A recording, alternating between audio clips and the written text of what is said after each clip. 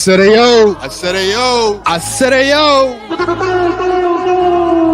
One man army against 50, bro. I stand on business. Time out. Used to be scared of feeling. In other words, The Cowboys haven't beat a team above 500. They beat a team right at 500. But no, it's hard. It's hard because then they weren't even playing the college championship. Hey, forget all that. This whole year, and it ain't about fantasy, it's about the facts. No, that's not the thing. That is not the thing. You never. We just went viral for the wrong reasons again. Do you realize it all comes back to fraud?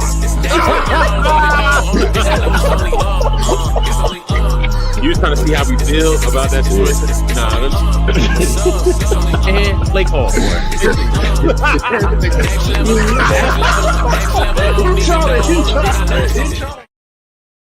I said Ayoo.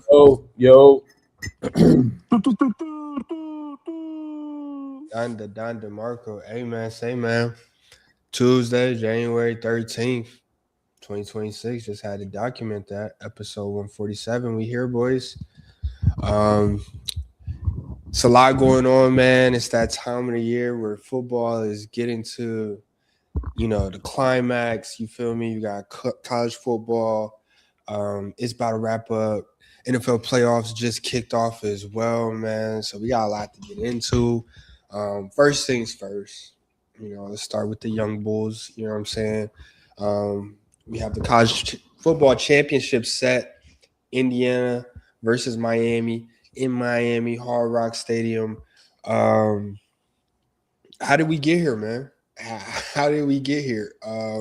Indiana put on a dredging against Oregon. Miami, they had a good battle with Ole Miss. But we could start with Indiana, Oregon, was that even a football game? I don't know what you want to call it. It's like 35-3 at halftime. If you're not tapped in here, you're missing out on key analytics, for your parlays or whatever you want to call it. No, whatever you want to do. No cap. But yeah, Indiana's rolling, man. They went in there, they took down Oregon 56-22.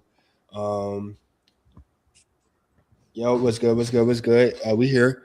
56-22. They're cruising. It seemed like they're cruising their way to the championship. How do we feel about Indiana's season so far? Are they that good or are they just playing no competition? They are that good and they are that disappointing. For you to be a top dog at college football in that discipline, you got to be scared of your coaches. And they're scared of somebody. I don't know if it's the head coach or somebody on that roster. They're scared of them to death because how disciplined they are. And to speak on that Indiana game, first play was a pick six. At that moment, it should just tell you turn the TV off. I literally had to ask them. Can we get this off of the screen? Like, I don't want to watch a murder. Like, it's enough of this, bro. It's like it was actually pitiful to watch. And to think that's the game right before the national championship, and that's how they got done. They got the dust. They knocked the dust off last round, and they got back into gear this round.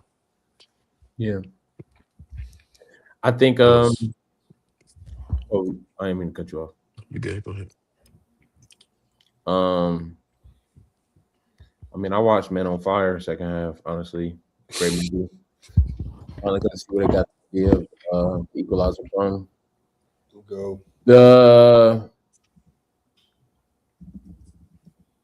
The performances that Indiana has been putting on puts them up there with the best of all-time college teams. They just don't have first-round draft talent for people to want to bring up that conversation. I also believe that their numbers don't necessarily pop off the screen when it comes to magnitude, but it shows efficiency.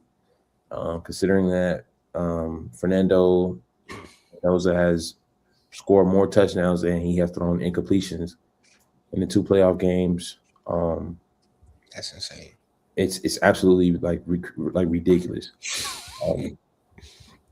So although it does not look like the most star-studded team, I think it's one of the most dominant teams we've ever seen. So I'm grateful to be a part of it in his lifetime. And win or lose this year, I think it's a success for Indiana and the program, and they're going to get better. whatever happens, regardless of what happens Monday. What I said last week, I said people talk about they got wide receivers back. After they went against Ohio State, they ain't nobody putting fear in their eye. So little Tariq Hill, you in for a long night, buddy. You better catch some bubble screens or something. Whoa. Let's hold our horses on that one. We'll get there. Yeah, that's a. Let's hold our horse. We're gonna get there. Bro, them We're gonna DBs, put a them pin. DBs We're gonna put a pin in disciplined. that. We're gonna put a Them pin in what you DBs, said. But them DBs though at Indiana though, they actually the whole defense, bro. The way they play ball is, hey, I don't see nobody stopping them right now. We can get there. yeah. I think that's. I think you put you hit you put the tail on the donkey when you say that Indiana doesn't have the names or the first round talent. For this team this season to be in conversations they might need to be. Now, granted, let's not jump the gun. They do need to finish the job before we go there. But yeah, for like Eric said, them boys to be as disciplined as they are, and like you said, Pete, the fact that they don't really have the quote unquote talent / names and star power, and to be performing overperforming the way they are, it's a lot to the coaching staff and things of that nature. But this what they've done this season, like, yeah, I agree. Like, this is a historical season. Yeah. It's a historical season by Indiana. I'm not going to jump the gun all the way because, like I said, they do need to finish the job. But what they've done up until this point has been historical. I mean, two college playoff games. They won both by 30 plus. You know what I'm saying? And like you said, Mendoza, that's crazy to throw more touchdowns and incompletions over the span of the playoffs. That's insane. Granted, no, they got a different matchup, but what they've done so far, is definitely deserves a lot more notoriety. As for Oregon, I mean, college football, I think that's been the tell of college football. I think, like, some may say, there's parity out there, but I'm kind of leaning towards Johnny Manziel. Like, there's just not really any good quarterbacks out here. You know what I'm saying? How are there no good quarterbacks in college football right now? Yeah. The best quarterbacks are prospects with potential. You know what I'm saying? Those are the best quarterbacks.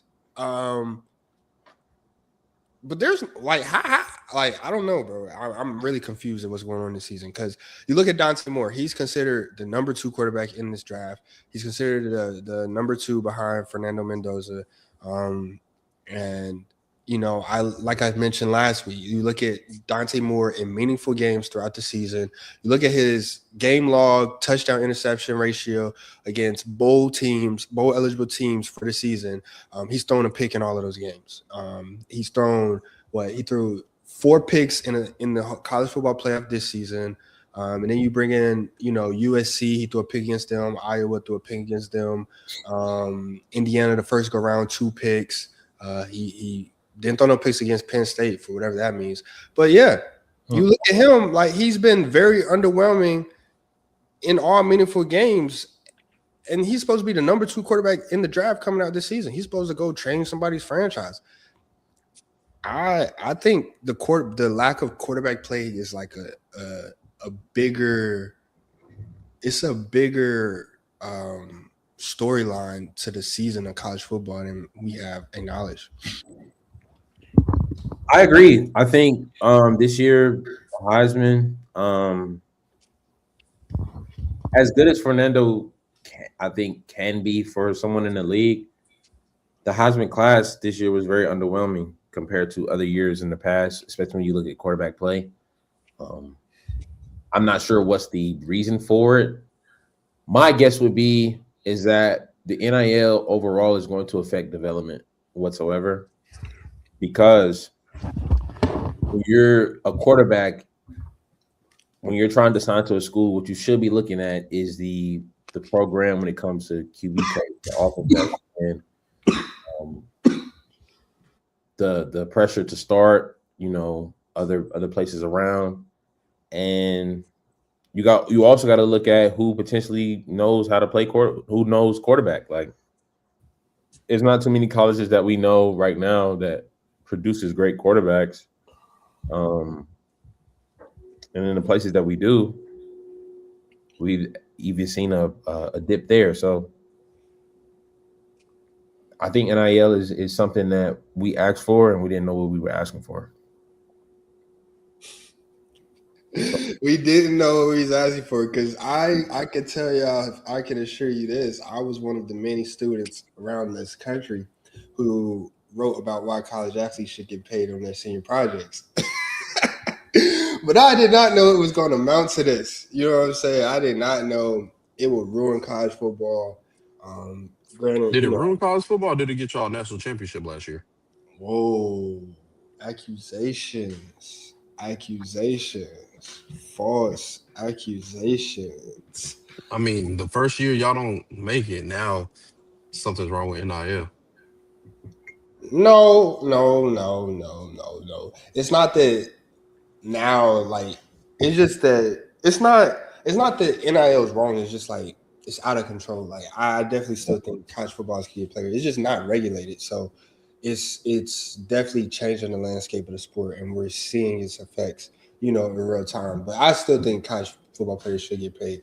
They're making schools billions of dollars, and to not see a dollar that, is, the type of greed that, needs a lot of repentance. So I think I still think, they should get paid, but we just got to figure out how it's going to work out. We just got to figure out the regulations and all that. But yeah, I mean, they got pay ranges. Like, quarterbacks get around like 3 to 6 mil. Like, they got pay ranges for each position. and I think that's too much money. What? Do you know how much money they generate? Like, saying that's too much money for how much money they actually bring in. It's like you're no better than the NFL owners. Nah, I'm not saying it from a standpoint of they don't deserve that money. I just think that amount of money, when the Bible says that it's easier for a camel to go through the eye of a needle than a rich man to enter heaven, it's not because it's impossible. It's just that it just takes a great relationship with God.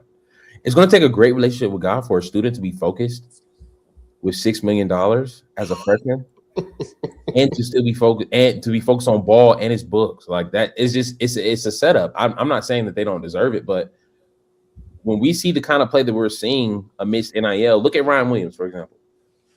Freshman star coming out. We thought he was, he earned the cover of College Football 26. We thought he was going to be a breakout receiver this year. And he's had more drops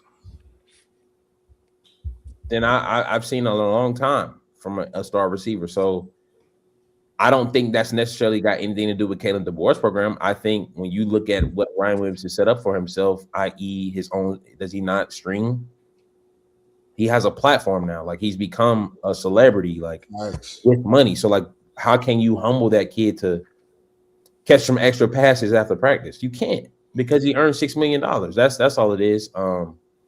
Yeah. I don't think it's ruined the game in regards to, like, who's winning, but it's going to change these players' development for sure. I'm just saying, like, is it a coincidence that now that NIL is getting, out of control, that there's no good quarterbacks? Like, we talked about the quarterback draft last year. Yeah. Eric, do you think this quarterback class is better than last year's quarterback class? With Cam Ward, Shador, Jackson Dart, Dylan Gabriel, Tyler Shaw. And then this year you got Heisman Trophy winner. You got Dante Moore. You got Fernando's good. I like Fernando. I respect him. You got who else is who's in the top 5 right now? Yeah, your list is running thin. Do they have Mateer? Do they have Mateer in the top 5 right now? They have John Mateer. Nay is garbage. I'm not gonna lie. He's trash. Arch Manning, if he comes out, I think he's staying, right? Yeah, he's staying, bro. It's beneficial. Bro, he's not coming out. To not come out. He's not coming out.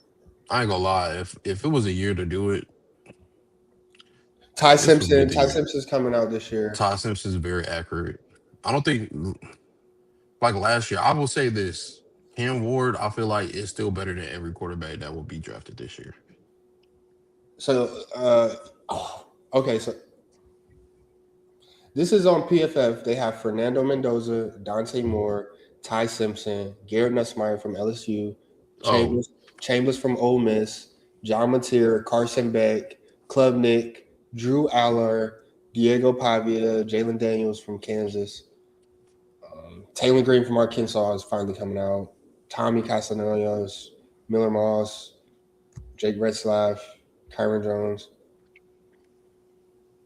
I'll tell you this: Barrymore, if Tam- I'm Oakland, if I'm Oakland, I keep saying Oakland. If I'm the Las Vegas Raiders, I'm calling the team to go get a backup quarterback from somebody roster. I'm sorry. Did I miss your answer? I was still Yeah, I don't think this is better than last year because Cam Ward is better than every single person you name. okay. Yeah. And okay, now I ain't gonna go that far. But yeah, so No, well, no saying it. Who else? What was you gonna say? I was gonna say Jackson Dart, but Jackson Dart, the NFL player, I think he's a lot different than what we saw in college. So I'm not ready to say that. And if I speak my truth on Jackson Dart, I might get home. So 16 minutes in, man.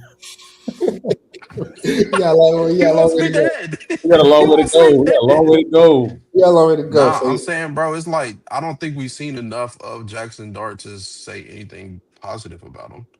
Did he come out and give some juice? Yeah, but I don't see any promise in him yet. I want to see more. I want to see a full season. it's not Like, ridiculous to say that. I'm not. yeah, because who did he look good against? Like I said though, I didn't see him run the ball this much at Ole Miss. That's why I'm like he's a totally different player now. Yeah. So I'm not going to judge that. But yeah, so I don't think it's a coincidence that NIL is going crazy, and now all of a sudden there's no quarterbacks in college football out of 137 schools. I'm not on the Fernando train. You know, I'm not going to sit here and say Fernando. Fernando might. When we break down the game, we'll get there. Fernando. Like I definitely think he's an NFL quarterback. Like I said, he can make any throw on the field. I do agree with that. But he's not no splash. He's not a number one overall pick to me. He should be the first quarterback, but not number one overall pick. Not like you had last year, like you said with Cam Ward. So I don't think it's no coincidence that we got here. Yeah. We can move on to the next game. If you pick a quarterback in this draft, you gotta treat him like what's his name, David Mills from the Texans. Davis Mills. Yeah. Davis Mills. You gotta treat him just like that. You use them until you find what you need. Kind of like all right, let's go. Yeah, I don't. But yeah, Miami and Ole Miss. That was a good game. Ole Miss has been carrying the college football playoff when it comes to quality games and good ratings. But yeah, Miami squeaks that one out 31-27. I mean, we could go straight into it, but since we're here, Eric said that I just want to come back to what Eric said when he said that, the DBs, Tony, Miami, y'all gonna have to draw up something because your offense has been lackluster these last 2 weeks. If we're just calling it a spade, they picked it up in the fourth quarter against Ole Miss, but other than that, they were not getting the job done. Not like Indiana is when it comes to the red zone and everything. They were not getting it done. So for them to get going, they're gonna have to give Tony the ball, little Tariq Hill the ball a lot, and he's strapped against Indiana. He's strapped against Indiana. I'm not gonna lie. They're gonna have to lean. They're gonna have to lean on the run game more than they're gonna have to lean on Tony. They've been doing that all playoff. They're gonna have to lean heavy on him more than they did Tony.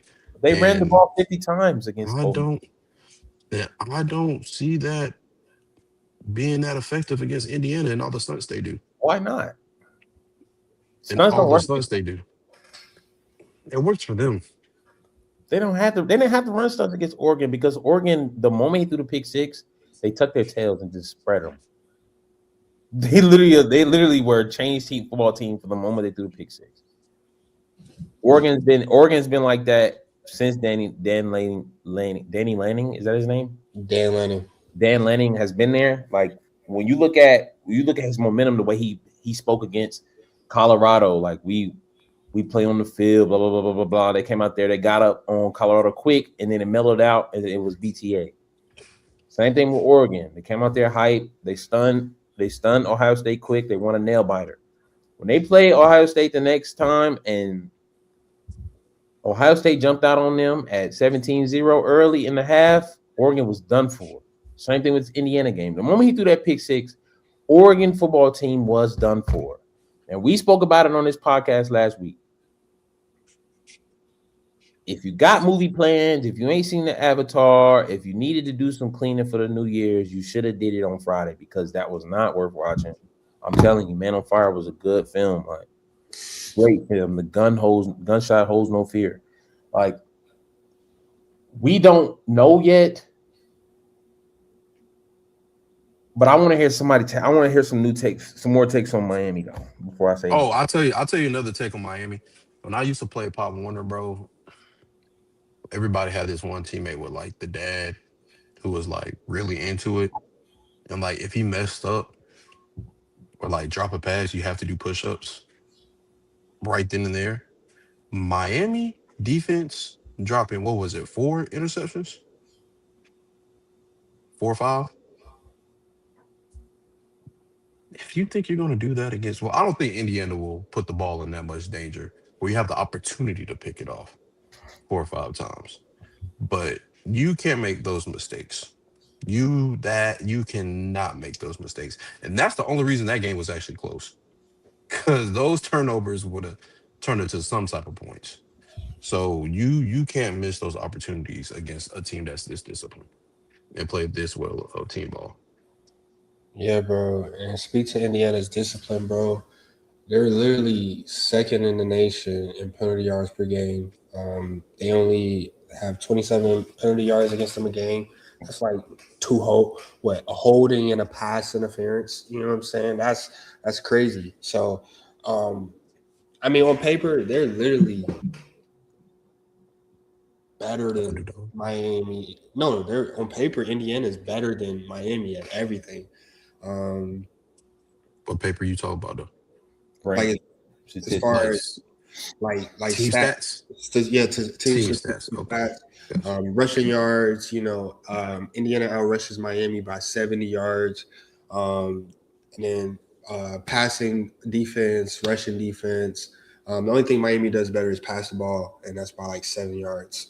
So on paper, bro, Indiana does everything better than Miami, but it's national championship. I think this is the time. This is where what we just spoke on earlier. This is where the star players is going to separate. This is where the star players are going to separate, differentiate between the two. This is where those X factors, those superstar factors, those abilities start to kick in on the grand stage. And Miami has a lot more than Indiana. So I'm still rocking with Miami to win the championship. I am. I mean, sometimes, as one of the elite analysts out here, who makes great takes, I go for the juggler and they land, like it's monumental to the efforts. All glory to God. I had to look at some game film of the last time Indiana lost. When was the last time Indiana lost, P? Last time they were in the CFP, they lost to Notre Dame. And what did Notre Dame do well, right? They got Jeremiah Love and a great running back who, split the game open with a 99-yard touchdown off of an inside zone. Notre Dame was able to effectively run the ball. They had Riley Leonard at the time who could also run the ball well. And on defense, they stopped the run, and Indiana had to make third down and long plays where there's more than one read. What Miami does effectively, I believe, which was neutralized because of the tempo that Ole Miss runs, is that their defense causes you to make decisions. When you look at the pressure that they're able to put on Ohio State, to where Julian Sagan was missing obvious reads, we have not seen Fernando Mendoza under that kind of pressure since they played Ohio State and it was 13-10 ball game. And that game was different if the kicker doesn't shank a chip shot. Shank a chip shot. Another thing that Miami can do well is that they love to run heavy. When they bring in an extra offensive lineman or two, that's something that Miami does, obviously, I believe, better than anybody in the country. And I know we want to bring up Malachi Tony a lot because he makes a lot of great highlight plays and he makes a lot of key touchdowns late in game. But Mark Fletcher Jr. is just as big of a staple in Miami right now as Uncle Luke. If Mark Fletcher is not running the ball, moving the chains for them, a lot of those drives where we see big plays in the end, where we see the game-winning Carson Beck rush in the touchdown, Miami's history. So if they're able to move the chains with Mark Fletcher 4 yards, 3 yards, 3rd and 3, get a first down, Mark Fletcher might break off into the second level every once and now and again. His longest rush against Ole Miss, I believe, was like 19 yards. So it doesn't have to be too much. He's just a chipper.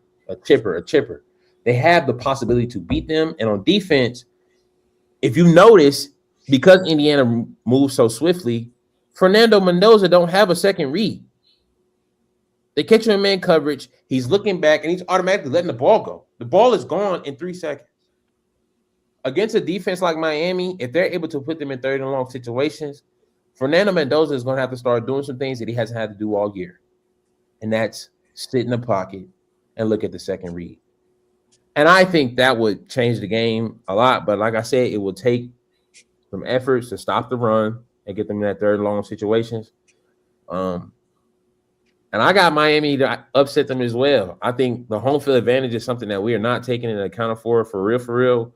I think people are afraid to go against Indiana because they've looked so dominant. But if we factor in home field advantage, look at the 2 away games that was close for Indiana in the season.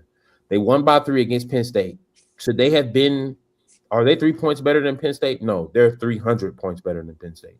But when you play at Penn State, the game changes. Same thing with this Oregon team. Yeah, Oregon. They just BT8 Oregon. They were way better than 10 points better than Oregon back in the day. But they were at Oregon, so it changed the thing. And I think the pendulum is going to swing to the point to where either Fernando Mendoza is going to be the number 1 pick in the draft, bar none, or Miami's walking away with this thing, man. No joke. Well, I'll say 2 things about, first of all, the home field advantage.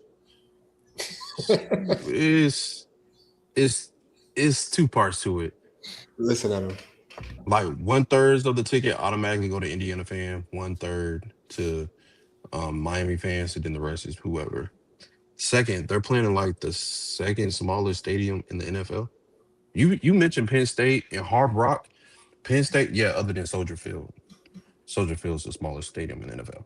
Other than Penn, and you compare it to Penn State capacity is like 100 and something thousand people. That's way different than Hard Rock, which is like what, 60? And 1/3 of it is going to be Indiana fans. That's not there. That's you know that, though? Do you know that? Do I know what? Yeah, I seen the numbers today. 20,000 is Indiana, 20,000 is Miami, and then the rest is up in the air. Miami. That's literally what it said. So Miami. More than likely it will be Miami. Miami's going to get the majority of that 20,000. Yeah, but then again, that's nothing to them. They're playing at 100,000 capacity stadiums in the Big Ten. So that home field advantage, definitely with the type of fair weather fans Miami have at Hard Rock. It's not. Well, I'll let you continue on your points. It's not going to work that way. And I do believe in Miami pass rush because they only got 1 sack last game, but they were still getting pressure. I don't know the number of pressure, but they only had 1 sack last game. Mendoza been sacked. How many games they had? 15? He had 2 fumbles in the last game. They have 15 so far, and all year he been sacked 20 something times, low 20s. because they effectively run the ball. So I don't think Miami got what it takes to switch up their game. I still got Indiana. Hmm. The home field advantage, what you're not understanding it, like you're saying it as if like we're loading up Madden. Miami has not won a national championship since 2001. This isn't just Miami doing what they regularly do. This isn't an ACC tournament, Miami. This is Miami potentially re-becoming a program. The U. Let's not All forget tips are in the basket. Yeah, like this is like the U. everybody who won a national championship at Miami, I promise you will be there Monday. I have no doubt about that. Yeah. You know what I mean? Yeah, Like, but You gonna have again, Michael Irvin down there for sure. like that momentum is going to carry, and then it ain't about the noise. then what's the home field advantage then if it ain't about the noise? They're just I'm playing. gonna try to be appropriate, but there's a difference between going over your crib. I'm trying to be like it's a morale thing. Like there's a different level of confidence when you ask your crib. That's all I'm No, I'm trying to not gonna say. lie, Like bro. Some players just love playing away. Like it builds like it's the anticipation. when you was Like 18, like bro, no, no, like all just thought like when we was in no, high school, I love bro, you too. We love playing away. First off, it was no. everybody homecoming, So you but still, still we love away games. ah. Ah, You know what I'm saying? I've been delivered. You know what I'm saying? Like adolescence out now. But like, like traveling creates a little bit more butterflies than hosting. Yeah, like come on, bro. What are we doing? Like let's not downplay it. And then you spoke about the Fernando being untouchable or didn't even have great offensive line. I'm not trying to say that Miami's the better team. I just think that Miami has what it takes to make Fernando actually have to read a pass coverage. Mm-hmm. When you look at his passes to, I think his name is, I know his last name is Surratt. Elijah Surratt. Mm-hmm. And the guy number 80, I can't think of his name. Receiver. No, not Omar Cooper as well, but Becker, Charlie Becker. Most of those plays are man coverage, fade down the field, slant, back shoulder fade. It's like one-on-one matchups, and it's like if Miami catches themselves in man, they're gonna get cooked all night. But I think Miami, with the zone coverages that they showed against Julian Sayin, to the point where Julian Sayin was like missing reads, like right down the middle.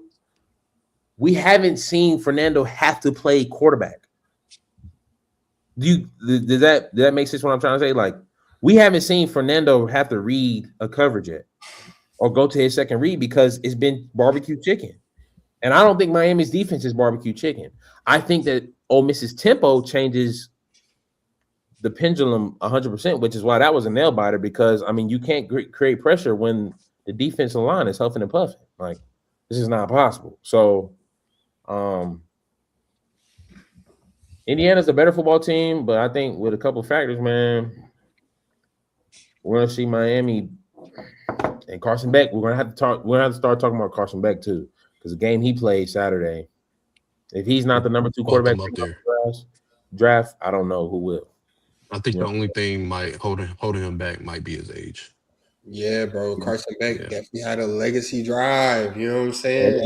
They said Tony was what they said he was 14 his freshman year in college, or 13, something like that. I said, 12, oh my God, or something like that. I think. Yeah, I think this game is gonna be won on each team's strength. Like you mentioned, P. Indiana's strength is the trenches, the run game, and their action defense.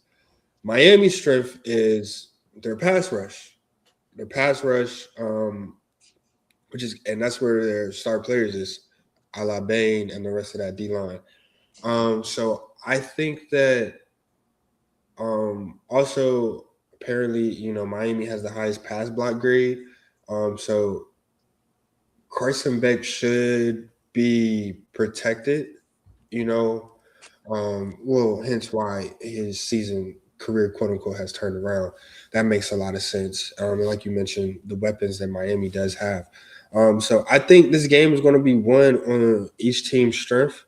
Um, it makes a lot more sense that I favor Miami's strengths as far as their pass rush, being able to disrupt the game versus the run, Indiana's run defense disrupting the game.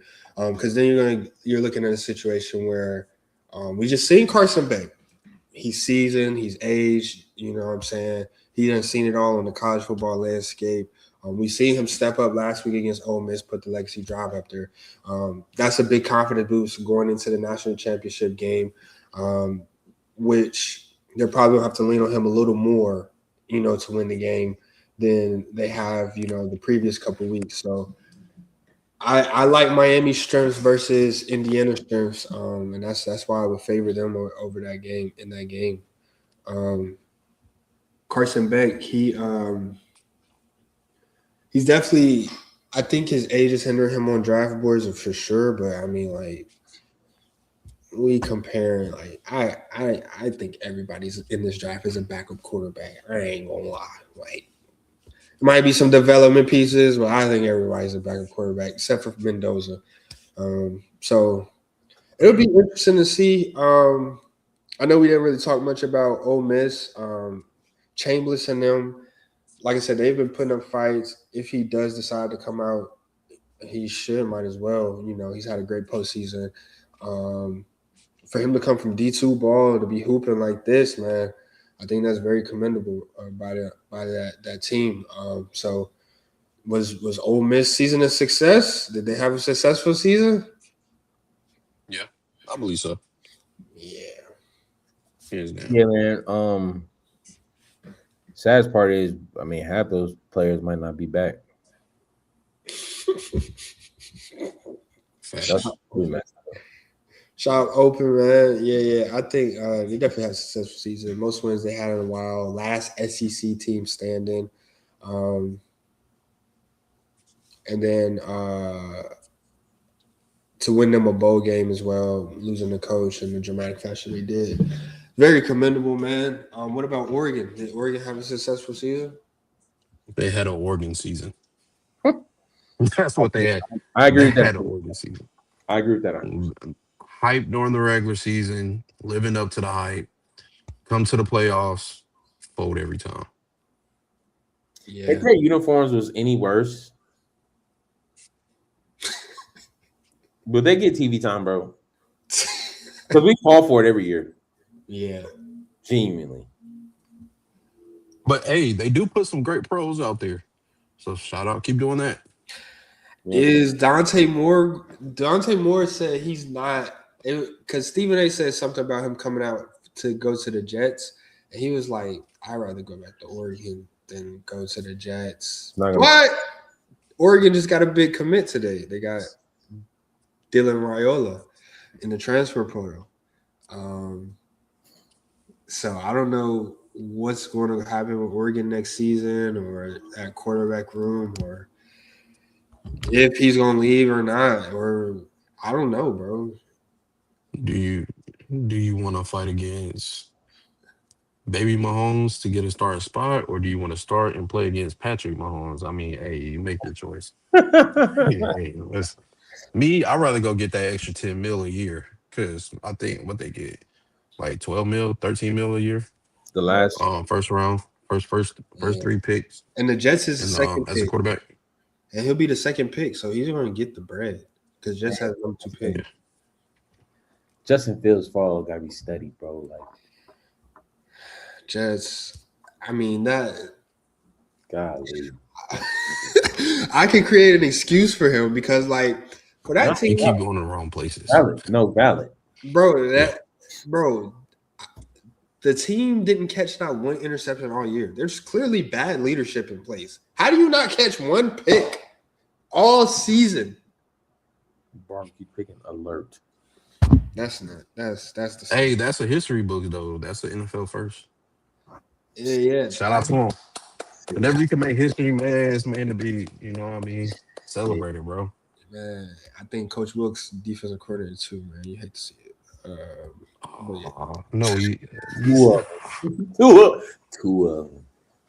you sure? No You sure? Let's Google it right quick. Two of them. That's crazy. Who's the Jets defensive coordinator? It's Coach Wilkes, bro. Oh my.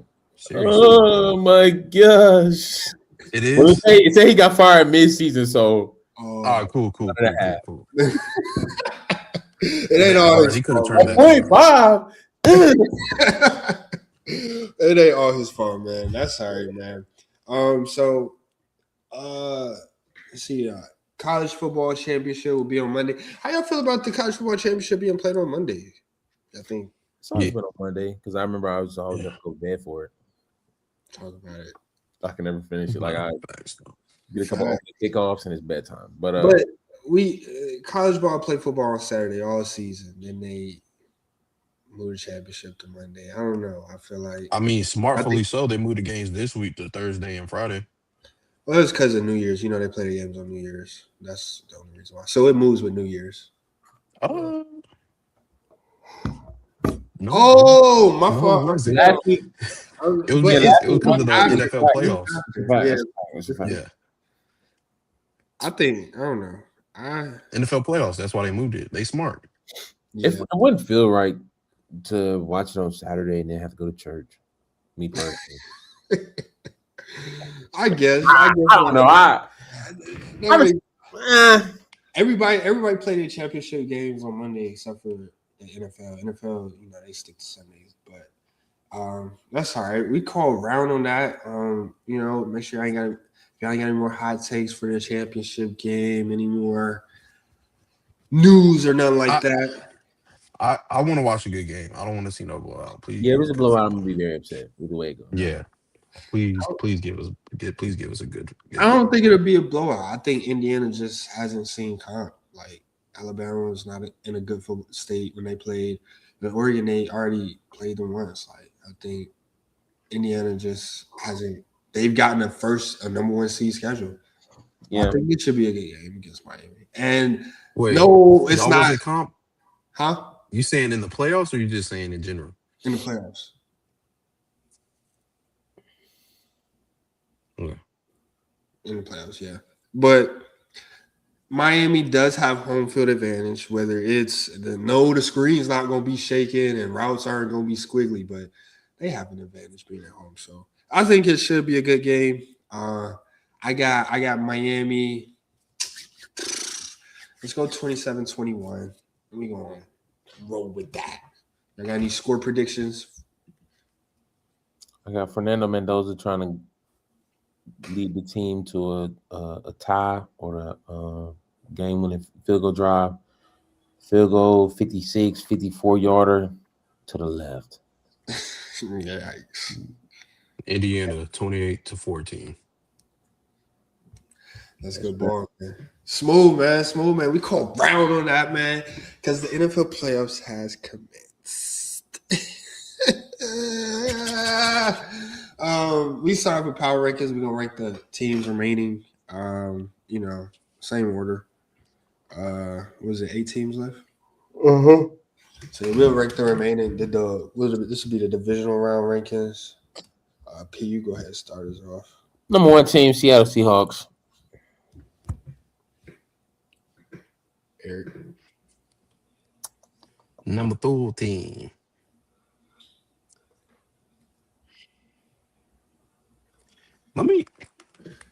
I can do what I want. Let me jump this team up here. Nah, let me keep Denver, number 2. All right. At number 3, I am going to put who's left?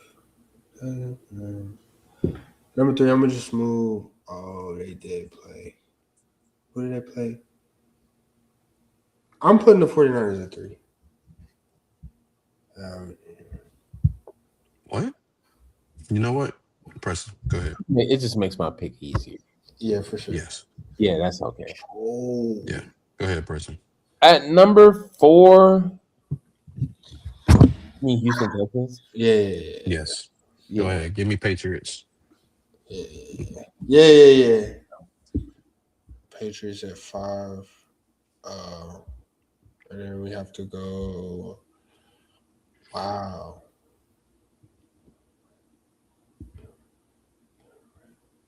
Patriots at 5, so it's 3 teams left. Yeah. Shouldn't it be 2? Yeah, I'm only counting 2. Bills, Rams, Yeah, it and should be Bears. 2 teams left. Oh, Bills, Rams, Bears. Oh, okay. Oh, Bills. Yeah. Bills, Rams, Bears. I'll put. Ooh. I'll put.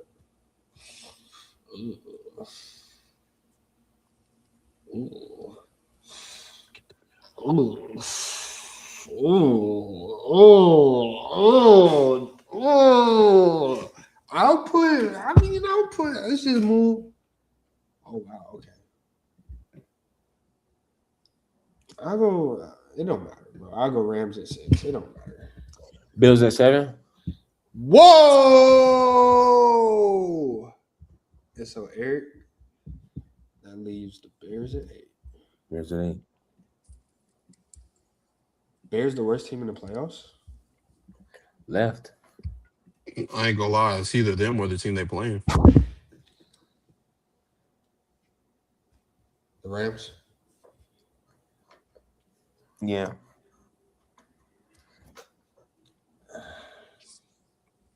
If we just going off, Do you need the floor, Eric? You need the floor. All right, yeah. Let me put those. All right, I appreciate you. I was born lightning struck. No, all right, no, but for real, bro. I just want to say, bro, shout out to the Panthers. Anybody who was in the city Saturday night, it was a beautiful thing, bro. A beautiful thing. All day, all I seen was black and blue, black and blue, black and blue, black and blue. no 12. Game time, no 12. Well, 12 was there too, but you know what? Throwing me off track. Stop it. All right. Black and blue, bro. Seeing the city, bro, hearing all the hypeness, being able to hear everybody outside, every touchdown, every first down, the stadium being lit, going crazy. The loudest it ever been since the NFC Championship game, since we held it there. Yeah. Bro, we're heading in the right direction, bro. It's almost made me shed a tear, bro. I ain't gonna lie, bro. I think It was, and then the game itself was so blockbuster. I couldn't even be mad at the end of the game. I just said, you know what, boys? Oh, I'm about to do it. I'm about to. Oh, can we get copyright if I play something off TikTok? man, why not? Ain't nobody on the live anyway.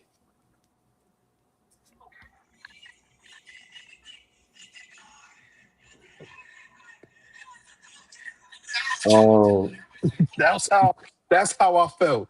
It was, bro, the players did everything they could. You play prevent defense. When has that ever worked? You're playing 15 to 10 yards off of Matthew Stafford. He didn't even have to go through his reads. He turned, look, throw. You play prevent the whole last time the defense was on the field, with your star cornerback out on a concussion the drive before. You're gonna play prevent defense? yeah. When our middle is already weak? And I seen that he had an interview with Atlanta for the head coaching job. Conspiracy, maybe, brother? I will say I thought y'all had the game in the bag, but the moment I saw JC go to that blue tent, it was over. Yeah. I said, "Yep, there it is." Because they literally, who did they score on? Was it Dante Jackson? No. First off, we don't have Dante Jackson no more. He's been gone for 2 years. They scored on Nick Scott, our safety. Oh, okay. I'm about to say they started. Matthew Stafford started plugging. I'm like, bro. He was waiting for JC Horn to get off the field. Like, No cap. He said I can breathe. yeah, that definitely was a momentum killer. It was a good game though. That was a great game. It was. I think. I mean, Panthers did what they did supposed to do. They put up 30 points. Panthers definitely should have won the game. Defense coordinator definitely got a call from somebody in the office or something. Because that was atrocious. They played prevent defense with like a minute 40. They had all their timeouts. Yeah. You don't. And they had to draw down the field. They had to go what 70? Yeah, they had to go the whole field. They needed a touchdown too, right? So Yeah, because the field goal would have tied it. No, I thought it was up by 4. Yeah, My bad. Yes, because at the end of the game we lost by 3. Yes, they had to score a touchdown regardless.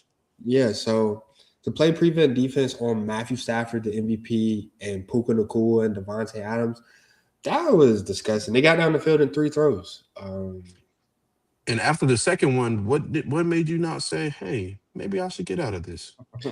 Like no cap, like maybe this isn't working. That was nothing. I mean, he's nothing for that. That's the fireable thing. If you're in the club and you're hollering at girls, and you keep using the same line. I like to go to limited shop at the mall. If it's not working, why are we still shooting that shot? Let's do something else, okay? That's how I feel.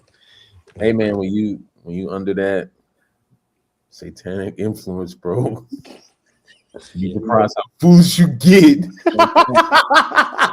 Really must have had a shot on the side or something. Oh. But I mean, AC Horn went out like third quarter or something like that. No, he went out like the last few drops. Yeah, it was like the drop before that. They had got to stop without him, and Mike Jackson was playing out of his mind. No, best game I didn't see him play. I told you, Mike Jackson played so good. This year against Matthew Stafford.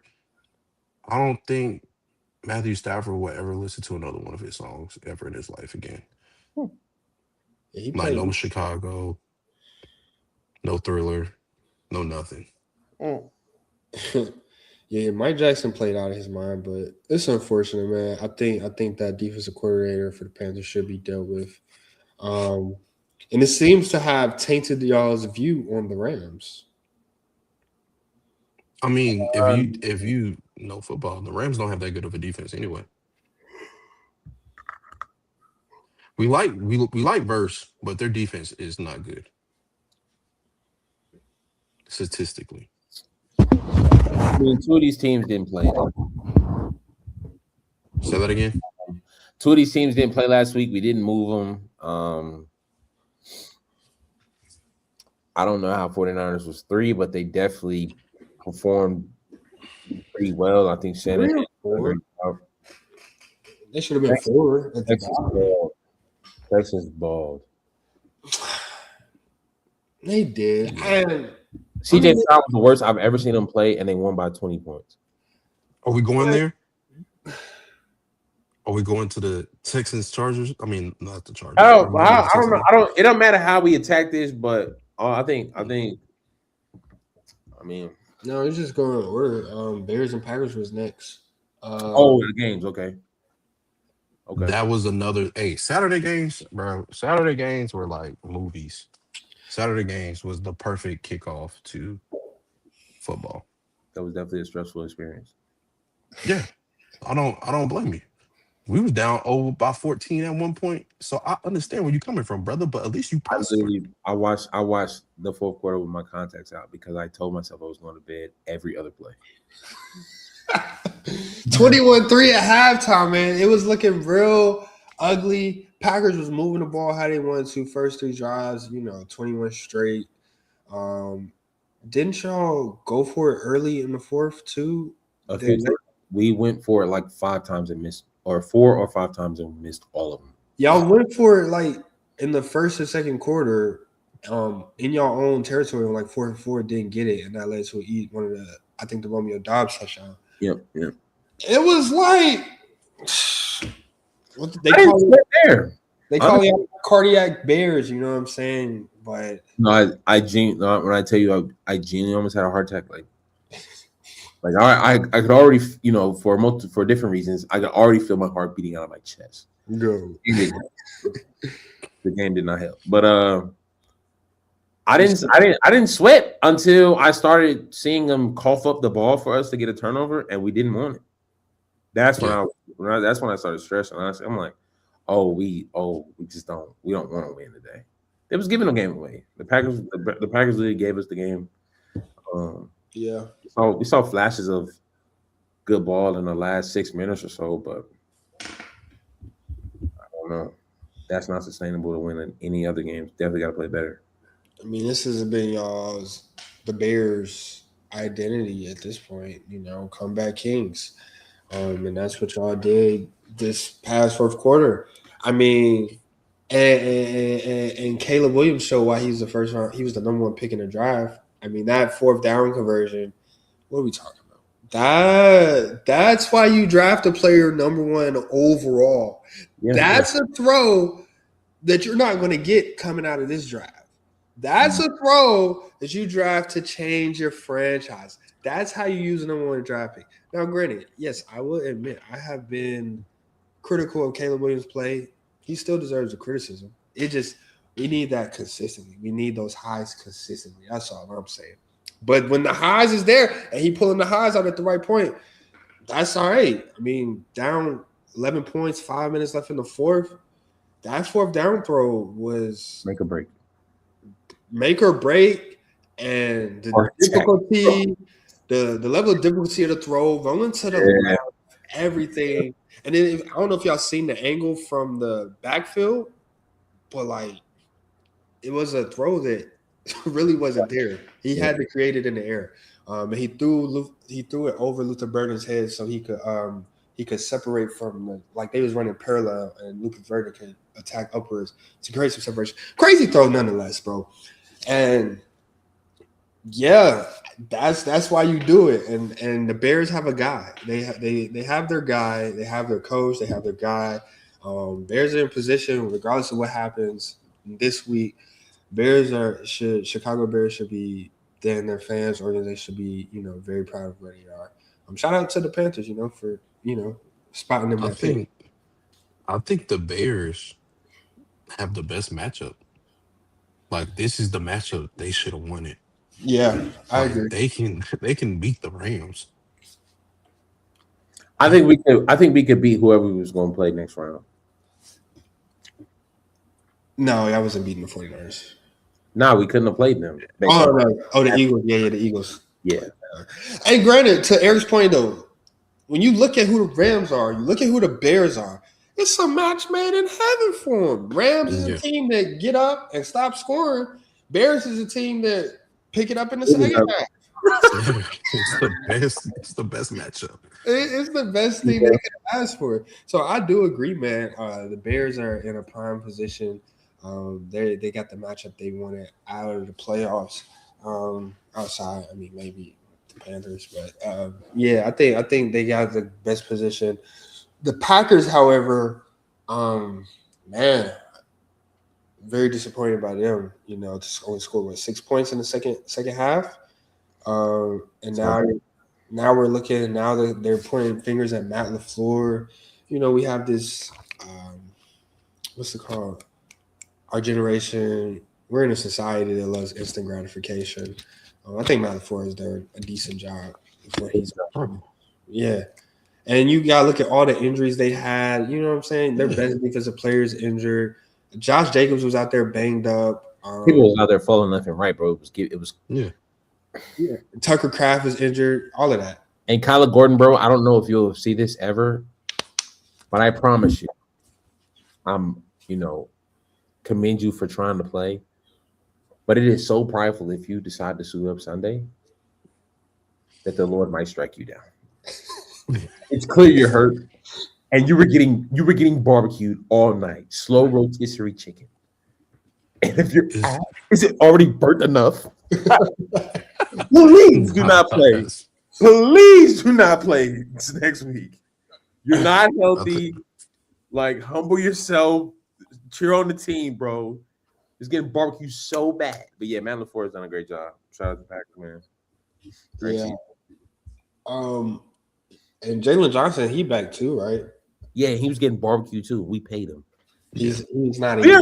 he's not in game shape. Yeah. But no. The Bear. This is the problem with the Bears, bro. We don't have speed on defense, and we don't have consistency on offense, bro. We could not keep up with the Packers receivers all year. Any deep shot was barbecue chicken, unless it was an obvious passing time, like unless it was an obvious like deep pass situation. But like, we don't have man corners. We never had them. Like we haven't had them. I don't even think Carl Tillman was a. You know what I mean? Like I don't even think he was a man corner. Kyle Fuller, when he was all pro, wasn't no man corner. Like that's just not our game. So it made sense that it was getting barbecue like that, but it was just looking a little too crazy. Like, and then it's like, how y'all feel about the Packers offense, other than Josh Jacobs? But we know Kraft been hurt most of the season now. I feel like their wide receivers, they just got like track stars, bro. Like I don't feel like they have guys. They just have a bunch of runners. I think. Would you take any of them players off and put them as a number one at any other team? I would take them off so I don't got to play them twice a year. Yeah. I mean, they definitely have speed out there. Granted, why you're saying they're getting burnt, but between Matthew Golden, let's not forget he ran a 4.31 in the 40. Christian Watson, Speedster as well. No, they're not X factor receivers, but I think Matthew Golden definitely can be good. He's shown that he can be good. It's just him and Jordan Love ain't clicking up. They're not connecting right now. So maybe with a better connection, that might improve. But I think Matthew Golden should be a staple piece in their offense alongside a healthy Tucker Kraft and a healthy Josh Jacobs. But their receivers come third after them too. Yeah. And I also think Josh Jacobs is a workhorse, so like you don't really need that much at receiver to make it over the hump, honestly. And then let's not forget when he's out the game, you still got Emmanuel. And he didn't get touches, and they should have been running the ball at the end of the game. But whatever. Packers gave game away. Shout out to the Bears. Caleb Wilson, not Caleb Wilson. Caleb Williams locked in with me, man. Luther Burden, dog. Colston Loveland, best player on our team. No joke. I did not want him. I did not want him. And he's the best player on our team. He was the only one that was consistent all night. Everybody else was picking and choosing when it was coming off the sideline. It's like, this is it. You know what I'm saying? But I think that was our Super Bowl. You know what I'm saying? Like anything is abundance. No, for real. I'm serious. I was content last week. I've been content all year. I didn't believe. Didn't Loveland lead everybody in receiving yards this week? Possibly. I mean, it looks like it. I mean, he definitely Caleb Williams' favorite target because he don't drop the ball. Like he don't drop the ball, bro. But the Bears don't win another game, bro. This is a successful year. Ben Johnson beat Matt LaFleur. Beat him twice. You know what I'm saying? Like the handshake. I can't remember the last time we beat. Can't remember the last time we beat Packers twice. And also the last time we won a playoff game was in 2011. Hello. Success. Like, and they get the host. Nothing else. Shout out to you. You know what I'm saying? But I just remember Matthew Stafford. So, I just go ahead and you got it. If you don't know, now you know. I remember Matthew Stafford. It's Chicago. But yeah. So what Eric, to your point, like what can the Packers do to improve next season? I think they need to focus on defense, just getting more key pieces on defense so comebacks can stop happening. Because you can score the points.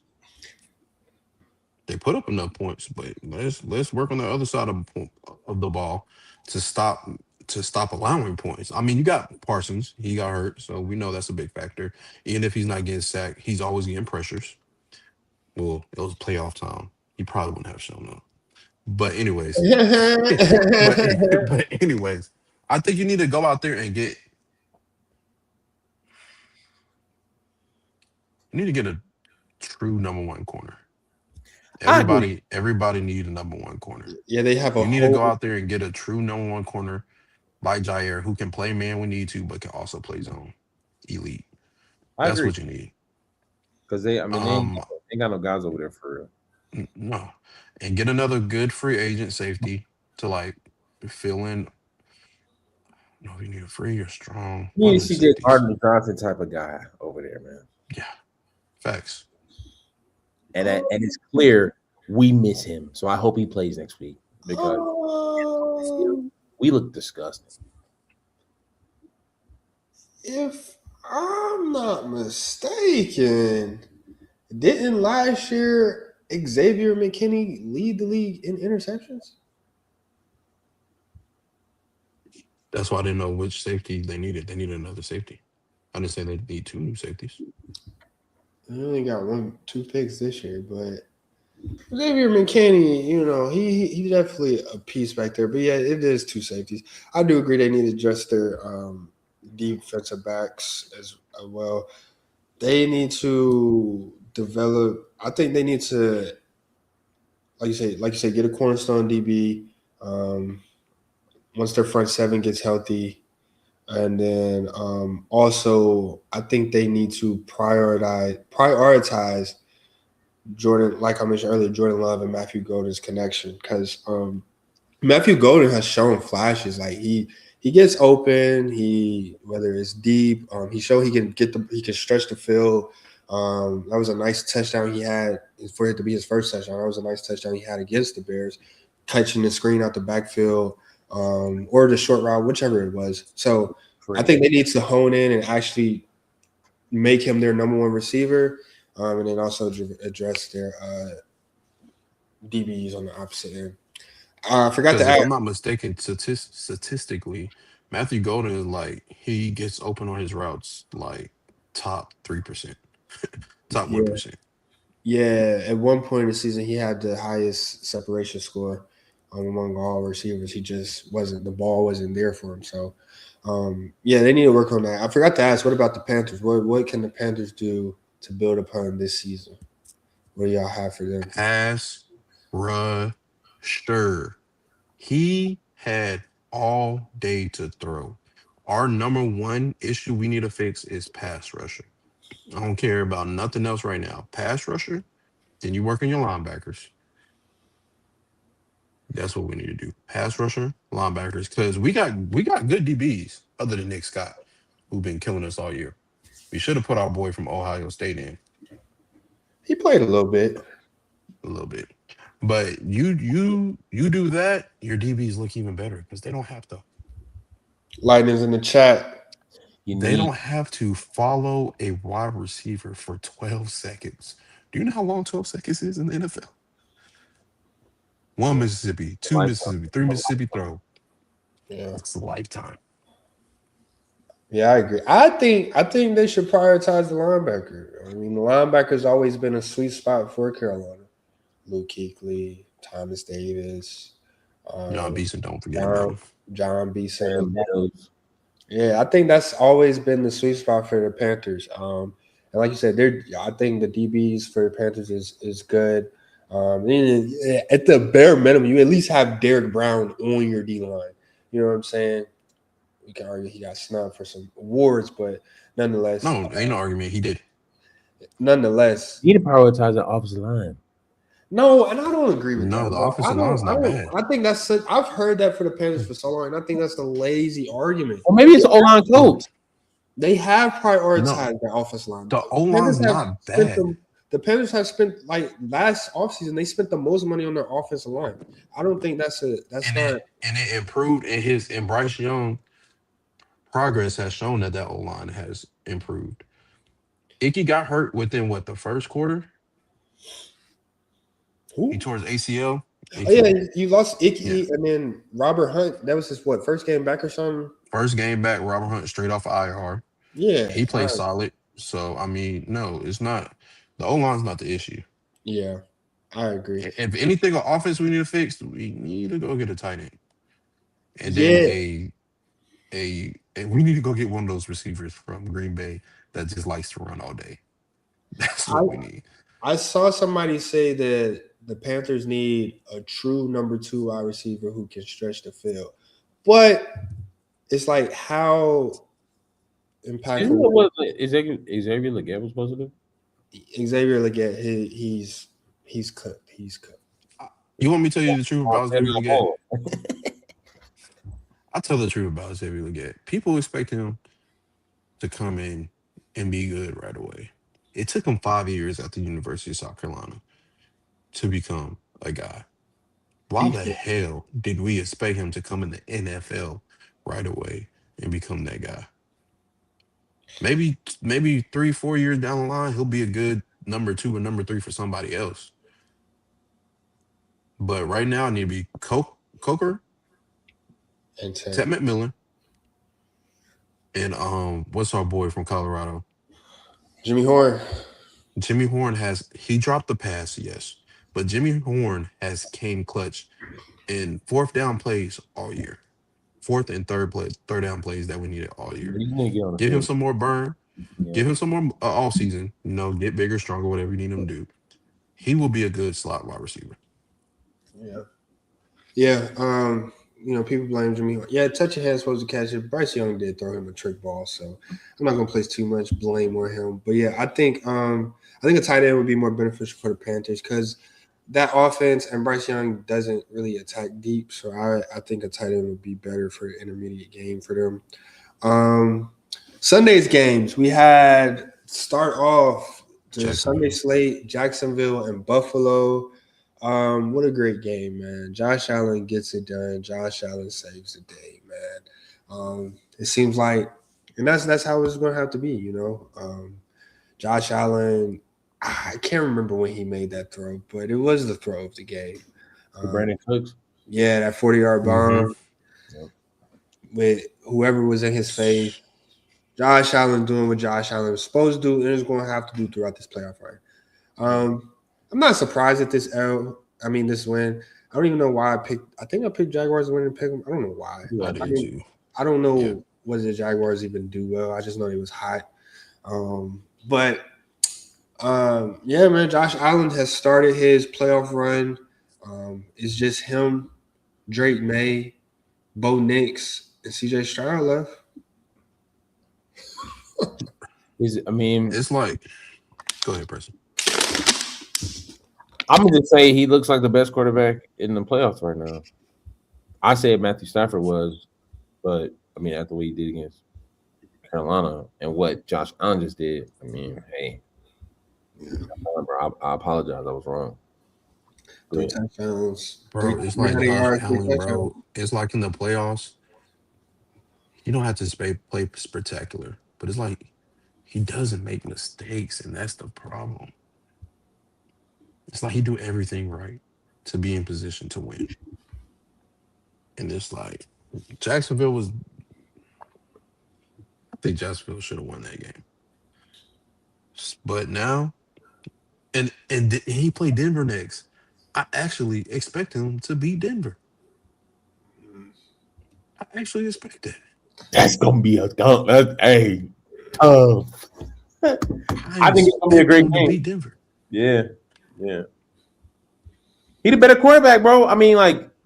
You can't. 20 years. What happened? You gotta, you need a quarterback in today's day to make that third down throw, bro. We seen a lot of third down, fourth down throws made on Saturday and Sunday that changed the momentum of the game. And for Josh Allen, it was the pass to Brandon Cooks, and kept the drive going. And I agree with you that he doesn't make mistakes in the playoffs. I think it's more so he just he cuts the gambling out. Josh Allen, he's very aggressive in the regular season. He tones that down, man, and he's dialed in, and he makes the reads the way he's growing up. And his athleticism is just something that naturally comes out when necessary. But and shout out to the tush push that got him from 4th and 1 to a touchdown from the what was it? It was the 11-yard line to the 11-yard line. It was a 10-yard. Bro, blow the whistle. Did they not blow the whistle? It sound like too short out here. Bro, they was on the 11-yard line, went to the 1. And that honestly was the play of the game because it messed up Jacksonville's timeouts. Coach got the fumbling with the timeouts. Tony Romo was on the broadcast talking about I think Jacksonville has to use the timeout here. But no, it was I don't know how to say, but it was before that first down. But nonetheless, I definitely think the Jacksonville had a successful season, but I think the coach fumbling the timeouts in that last 2-minute warning was definitely very tricky. I think they used the timeouts a little too early. They used the first one. It was on 3rd and 4. I think they should have waited, to maybe 4th down at least to call a timeout. But nonetheless, shout out Josh Allen. I mean, he just did what Josh Allen was supposed to do and won the game. Tre'Davious White looked like he turned back the clock to pre-injury, forcing that pick. Yeah. Mind you, when he was playing with the bro. What you doing in February? I know I'm probably shouldn't say this, but when I see him catch the pick, I said, "Grandpa's still on the field." I said, "Nah, that was crazy." He did what like you said, he did what he had to do. I know his hamstring hurt like a motherfucker right now, though. It's funny because I think it was the drive before that. Jacoby Myers and Trey White was going at each other, talking a little smack. Game-winning pick on Jacoby Myers' head. Did they even call Brian Thomas Jr.'s name? Talk about a sophomore. No, he made some catches. Talk about a sophomore slump. Well, what can the Jaguars do to improve upon this season? Where do they go from here? I feel like their offense is straight. You got Jacoby Myers and you got your number 2 in not PJ Washington. Parker. What's his name? Parker Washington as your number 2. What? They was missing 2 players, a wide receiver and a corner. Well, Mr. De'Ami Brown is on healthy scratch, if I'm not mistaken. No. I mean, they was missing their number 2 pick in Travis Hunter as well. Oh, facts. Yeah. So they got better. My mama brought that name up, and I was like, "What? That's crazy." Facts. I think the immersion of Parker Washington and Jacoby Myers trade, and you still having Robinson on your roster, I think you start forcing Travis Hunter to play strictly defense now. Robinson. Brian Thomas. I said Washington. My bad. Brian Thomas on your roster. Oh, okay. So Brian Thomas, Brown. Parker Washington, De'Ami Brown. Okay. I think and Brian Thomas and all them and Jacoby Myers. Jacoby Myers still got another year? Jacoby Myers got another year? Jacoby, yeah. No. I think he should be in contract talks this year because that's why the Raiders traded him. Okay. If he stays, Travis Hunter, it was fun. You did it 1 year. You could tell your kids that you play both sides. It's time to focus on defense. I will say they would have loved him on that deep ball. Yeah. Because Travis Hunter is a good corner when he's dialed in. Ball hawk, all of that. Yeah. He's just a ball hawk at heart. Like that's the best way to describe him. So yeah, man, I think Jacksonville's in a great position. That Jacoby Myers trade might have been, the most valuable move for them this offseason. I mean, this season. Because ever since they got him, I don't think he lost a game. Well, he might have lost 1 game in the regular season to the Texans. But other than that, that Jacoby Myers move was huge. They got to figure out what Brian Thomas is going to be because he looked better with Mac Jones than he does with Trevor Lawrence. But they probably just don't have no connection for some reason, bro. Exactly, bro. Mac Jones, he might be, but nonetheless. But Jacoby Myers being there, Parker Washington emerges. I think their wide receiver core is, very good, regardless of how BTJ plays out. And then Travis Hunter has to get healthy for them. I think that's going to be. I think that's probably going to be the big thing for him because he was a number 2 draft pick. I think they got rid of their first round pick for this draft to get him. Mm-hmm. So Travis Hunter got to get healthy, really, for real. Yeah. Because Jordan Lewis, man, shout out Jordan Lewis, man, he definitely helped bolster up that defense. Where was Evan Ingram at? He's in Broncos. He's in Denver. Yeah, he's not there no more. He in Denver. Am I deceiving me? Don't they got Britton Strange now? I was reading the menu. Not menu. I was reading the schedule wrong. That boy's reading the menu. Go. Crazy. But I don't know if you asked it, but you probably about to. I think was Walker hurt this year? Who? Walker, the number one overall, not overall pick, but the number 1 pick they had, what 3 years ago now? DN. Trayvon Walker. Was it Trayvon Walker? Yeah, Walker. Yeah. Trayvon. Nah, he not hurt. He just didn't pan out to be a number 1 pick. He's still solid, but he just not what they thought he was. I think they have the same issues we have as the Panthers. They need a pass rusher too. Nobody touched double digits. One person had 8 sacks, I think. This is pretty solid, pretty good. I can't remember who it is on their team, but I feel like they need a pass rusher and just discipline. Yeah, pass rusher and discipline will be their best. I think they got it on offense. I think they got the right coach. Yes. Fortunately, black coaches who first years are not panning out, but Josh Allen had the 8 sacks. Josh Allen had 8 sacks. Yeah, they gonna be all right in Jacksonville. Josh Hines. Allen. Yeah. Josh Hines. But yeah, we get to the next game. No facts. And 49ers. Oh my god. Oh my gosh. 49ers take down the Eagles. I mean, it was a very on schedule game for the Eagles. It looked like the Eagles looked all season. They go up by a little bit, not like the Rams who go up a lot. They go up by a little bit, and defense typically holds on. But you ran into a 49ers team that is a lot better than, offense, who is a lot better than what you've been getting away with that against.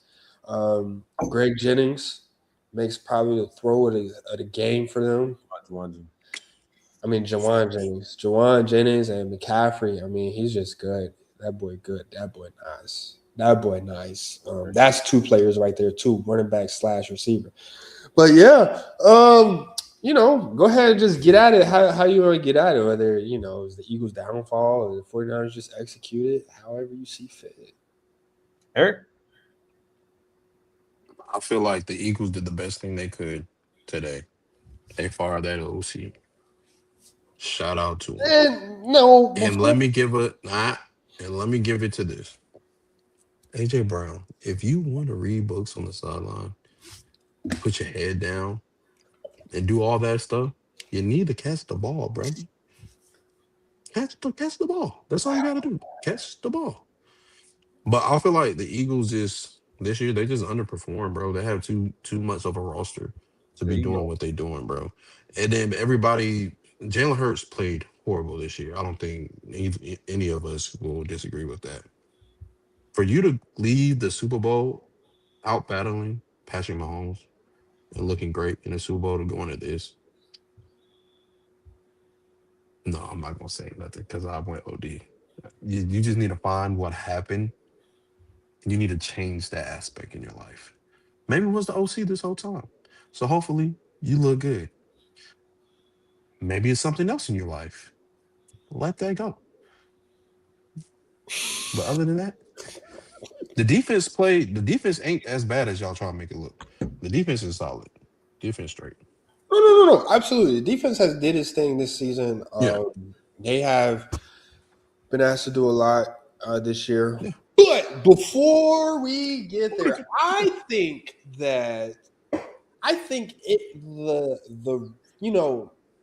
there's this thing called common denominators. We learned this very early on. There's a called the common denominator, and the blame has been placed on Kevin Patullo. Sure, I agree. Play calling was trash all season. But let's ask ourselves, why is that? Why is that? Why is that? Now, I can't take any credit for this. I can't remember who said it. They was talking on the Shady and them podcast. I And forgot that's your problem. You're finna quote LaShawn McCoy. No, it's not LaShawn McCoy. It was whoever was on there. He was like, they ran a basic offense, because that's what Jalen Hurts likes. And when they called that timeout before that fourth down call, I don't know if if we are going to ignore the fact. Now, granted, I wasn't there, but the Sky Drone was all in the Eagles huddle. It was Nick Sirianni, it was Kevin Patullo, it was Jalen Hurts, and whoever the backup quarterback is. It was them four conversing on the sideline about that fourth down play when they called four verts with a dig by the tight end. Terrible play call. I agree. But I think that's the problem. Like, Kevin Patullo is not completely to blame. Jalen Hurts deserves blame for the offense looking the way it does too. He deserves blame as well, because why is the offense has to be so bad? Like, why are we calling up these trash plays? What, like the TikTok says, Saquon up the middle, Saquon up the middle, Saquon up the middle. Exactly. Like, Jalen Hurts deserves this blame, bro. Since he's been in college, bro, he's what? He's our age. He's about 27. Since he's been in college, he's had 11 different offensive coordinators, 11 different play callers. Common denominator is Jalen Hurts here. It is not all the offensive coordinator's fault. Jalen Hurts sat in that huddle and he called that fourth down play. He called that play. But y'all gonna place the blame on Kevin Patullo. When Jalen Hurts called the play, if y'all was watching the TV, Jalen Hurts called the play. 4 verts, two streaks on the side, tight end running the inside dig. How do you know he called that play? It is not all Kevin Patullo. How do you know he called that play? It is not all common fact ain't good at math. Something ain't right. Adolescence out now. He's the common factor. But it's like, how do you know he called that play? Here's why. Because first off, his helmet's hot. His helmet's hot. He can communicate with the offensive coordinator. Here's my spiel on it. Okay, I found this on the web here's my spelling it. Check it out. Bro, I don't know why Siri likes to do that to me. Before I cook, I rebuke it. But before I do my spiel, I would like Chris Brown. I would like to read Mark chapter 6, verse 11 in the Message version. The same version that AJ Brown used when he was telling us that somebody on this offense is buns. You are not.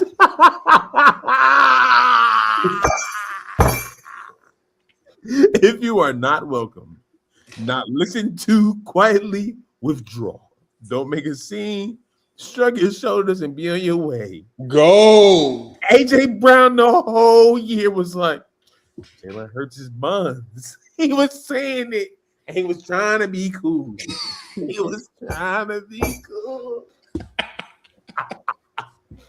All year, he told the whole world, Jalen Hurts his buns. Like, I've never seen anybody try to formulate their words. Like, there's a reason why he didn't do the player meeting with Saquon and Jalen. The coaches wasn't there. Why would you not get up with your quarterback? Because Jalen Hurts his buns. And why? And the reason why Brando is saying, like, Jalen Hurts called that play, I thought of something. When Nick Saban told Jalen Hurts to transfer and go learn how to play quarterback, I don't think he was saying that because his skill level wasn't there. It was because so he can learn how to play quarterback from a scope standpoint. When you're at Alabama, bro, and you're dominating, you got an efficient run game, ain't too many defenses that you're going to see. But when you're in Oklahoma, that wasn't Cliff Kingsbury, was it? Was that Cliff Kingsbury at Oklahoma? No, it was whatchamacallit at USC. Lincoln Riley? Yeah, Lincoln Riley. Lincoln Riley. Lincoln Riley. You're gonna start getting new looks. You're gonna get a chance to scope the field. You're gonna get play progression and all that. And the fact that it was always a deep ball when it comes to the route tree all year is because that's probably Jalen Hurts' favorite ball. He's not going to throw nothing he don't like all season. That doesn't even make sense. And I agree with Eric when he was saying like the based on the roster, they underperformed as a team. Defensively, they definitely got better at the end.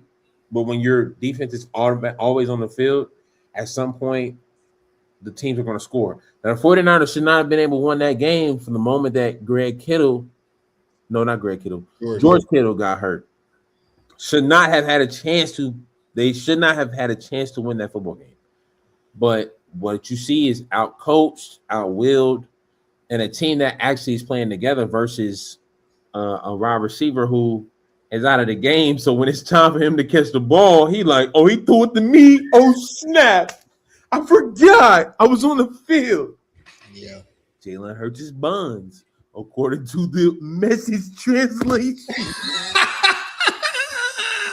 Nah. That's what AJ Brown was trying to say all year, and we didn't. And now, because they fired Kevin Patullo, what we're seeing is that they don't want to take the cap hit. So now we're going to get a whole nother year of AJ Brown saying Jalen Hurts' buns in another version. Like, bro, it's comedy because like you couldn't have called it better than a lot of people were saying early on, and the Eagles fans were the only people that were still delusional. Bro, But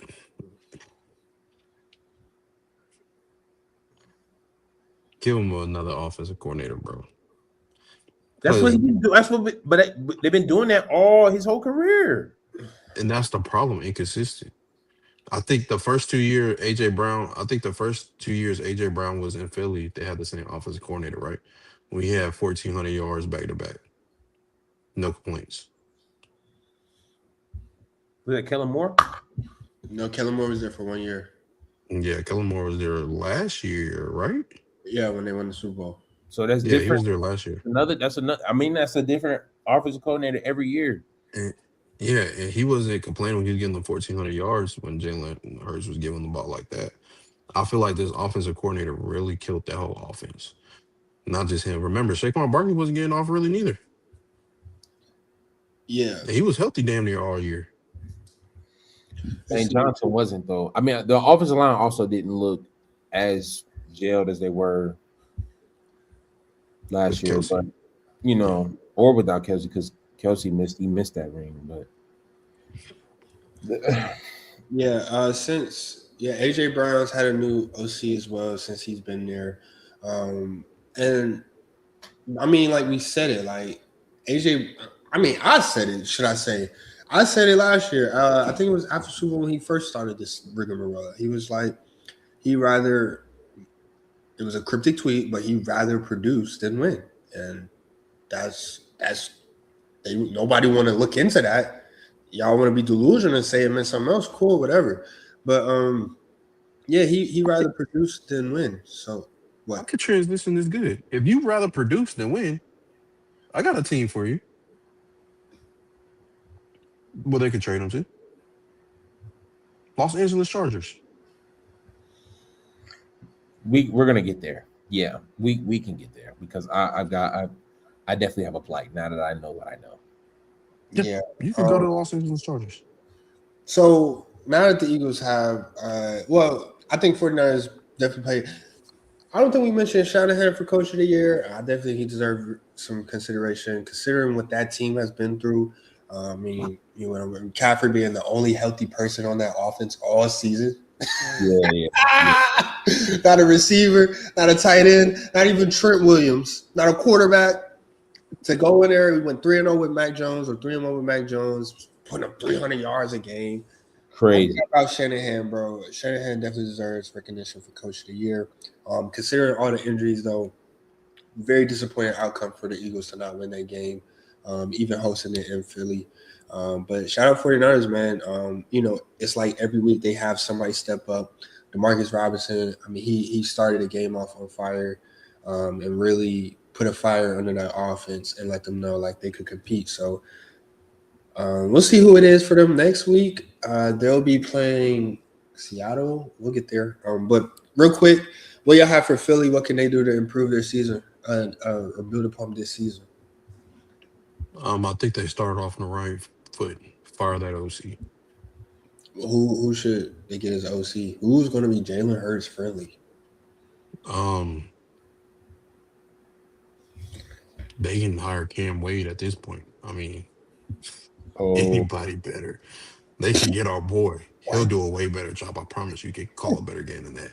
Trust me, I play fantasy football. he drew us some stuff. Nah, but like dead serious, all seriousness, I think almost any other offensive coordinator It will would be better. It would be. I would hate for the seasons to happen, but let's not forget. I hate the in division and stuff, but Cliff Kingsbury did step down from Washington, and I mean that might be. That's no Lincoln Riley. Yeah, it's not. But still, that might be some Jalen Hurts. They might want to explore for him. I don't know. But yeah, they gotta figure out who gonna just call plays for the offense. I think the defense is in a good position. And I'm not gonna lie, you need to get somebody that need to earn their stripes in the league where you're not having to find a new coordinator every year because they leave for a better job. Oh my gosh, there's so many You names. need some consistency. There's so many names because there's so many coaches getting fired.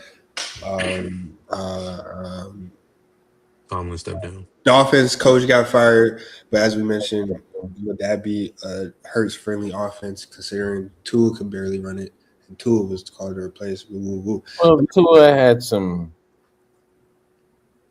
blocks. I think I got CT.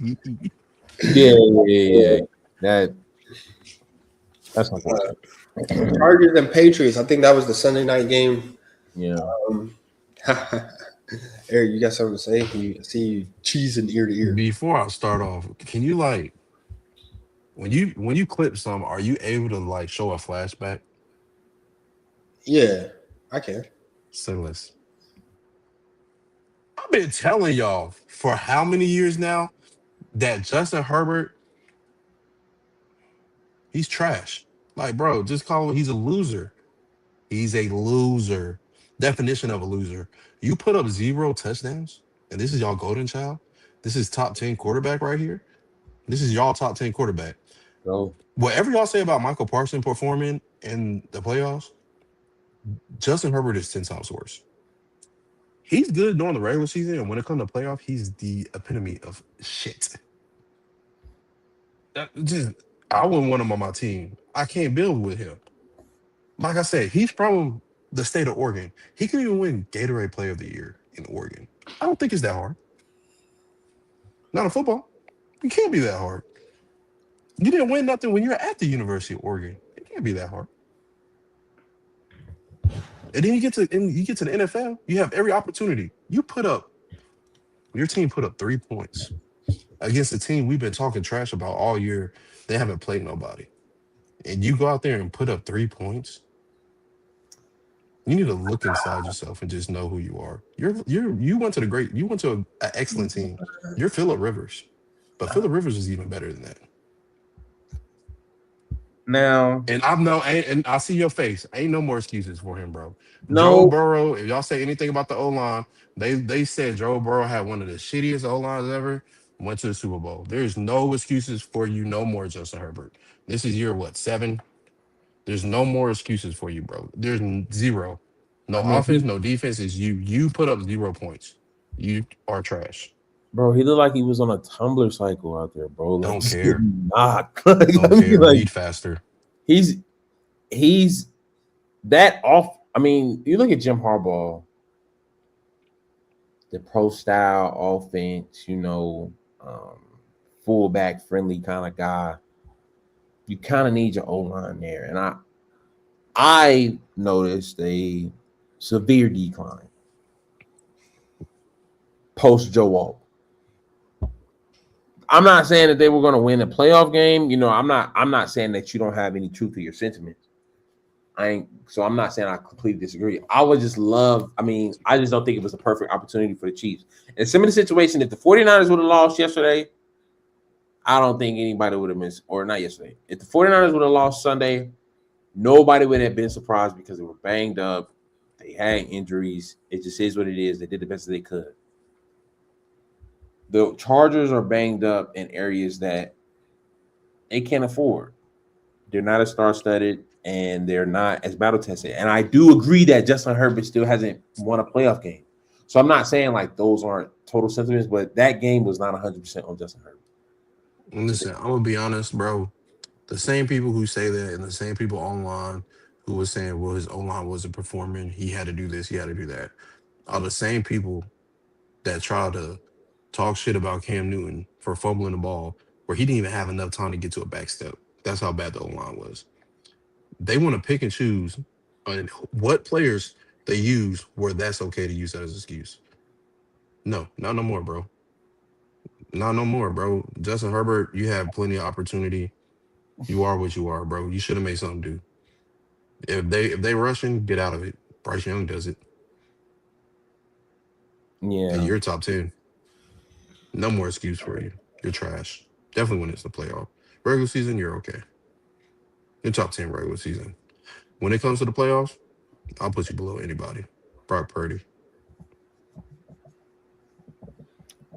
I mean, Brock Purdy been balling, bro. Like the two losses But he's the worst.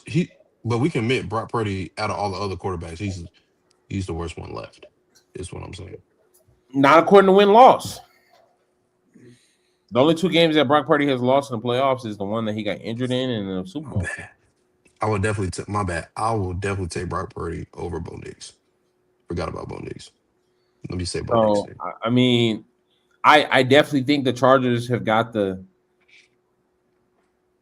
tighten up, get an identity, because I mean nobody's afraid of the Chargers. Do I think Justin Herbert deserves any more money? No, I think he has to prove that he was worth paying before they think about extending him again, for sure. But they should garnish some of his check. They should garnish it. Garnish is crazy. They should garnish it, bro. Let's call it what it is, bro. Oh, That boy said Justin Herbert. They're gonna put Justin Herbert on that KD Now Legendary clip. He put up KD. Don't put KD and Justin Herbert in the same conversation. KD went to a finals when he was like 3 years in the league. That's nothing the same. Kobe. Like, that's actually disrespectful, and you should slap yourself on the hand for that. I ain't gonna lie. 3-1. Bad, Brandon. Don't do it again. Justin Herbert got his foot on the line and put up no buckets. But yeah, I mean, I didn't expect him to win. 3 points, very low scoring game. Again, I'm not giving Patriots no credit for that win. Chargers offense has been in dog poop for the latter half of the season. I still don't think the Patriots have a good win to their name. I guess holding them to 3 points is cool in the playoffs. Whatever. What can the Chargers do to improve their season next year?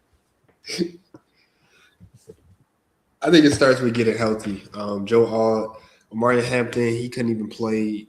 John Harbaugh took him right out. Then the whole wide receiver carousel thing they did this year. First it was Keenan Allen was wide receiver 1. Then it was Quentin Johnson. Then it was Ladd McConkey. Then you got to figure out, the hierarchy. Yeah. What that's going to be. But yeah, I think it starts with them getting healthy on that offensive line. Yeah, that's real. Texans and Steelers. Now, there was some discourse here because I jumped the 49ers over the Texans. I mean, it was very characteristic of all the games. There was no points being scored until the fourth quarter. But Texas was a little shaky offensively up until that fourth quarter. And I think one of those touchdowns was a defensive touchdown too. So, did we see Aaron Rodgers play his last game and go out, walk off in the sunset on a pick six in the playoffs? What better way? What better way? I mean, when you Mike Tomlin already stepped down. Good for him, man. I ain't gonna lie. He was Good for getting him, bro. fired. He was gonna get fired. That's why. they literally gave him an opportunity to walk away. Yeah. How my head look, Mike? Y'all heard the owner. Y'all heard the owner of the Ravens interview. He they said he stepped down. Wouldn't that be crazy if he come over here, huh? But I said that would be kind of crazy if he go to Baltimore. That'd be wild. Yeah, and John go to Pittsburgh. But Crazy. with him stepping down, it's better for organization because now they have anybody who wants him have to trade for him. Like he's not fired. Yeah. So I guess the organization get a win there. And Mike Tomlin, I'm pretty sure somebody would trade something for him. It's a lot. There's about 9 coaching vacancies in the NFL right now. Yeah. Somebody's gonna be banging his jack for sure. What is he? Defensive mind, right? Who need a DC? A DC, he's not going defense corner. He's getting a head coach job. He's saying like we that's need true. defense, like some defense for him. Hey, Preston, go ahead and say it. You want to say it all year? Go ahead and say it. Baltimore. No. Bro, what? Think of something else. Go ahead and say it. Atlanta?